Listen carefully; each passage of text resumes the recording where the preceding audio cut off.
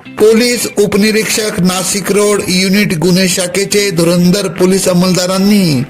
तपास दरम्यान 3 घरफोडीचे गुन्हे उघडकीस करत 8,50,000 रुपये किमतीची 70 ग्रॅम वजनाची सोन्याची लगड हस्तगत करीत दोघा आरोपीस जेरबंद केले। गोपनीय माहितीवरून पोलीस हवालदार नितीन फुलमाळी व दत्तात्रय चक्कोर यांना मिळालेल्या गोपनीय माहितीवरून जेल रोड येथील सैलानी बाबा चौकात दोघे सोने विक्री करण्यासाठी येणार आहे अशी पक्की खबर मिळताच प्रभारी अधिकारी पोलीस उपनिरीक्षक संदीप पवार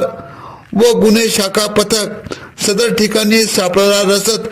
सैलानी बाबा चौकातील मनपा गार्डन मधून हर्षल उत्तम शिंदे वय 21, यासीन अनीस शेख वय 22 दोघे राहणार सातपूर यांना ताब्यात घेत थंडीचा अद्रक व इलायचीचा गरमागरम चहा पाणी देत विचारपूस केली असता त्यांनी नाशिक रोड सातपूर उपनगर पोलीस ठाणे हद्दीत घरफोडी केल्याची कबुली दिली। सदरची कामगिरी प्रभारी अधिकारी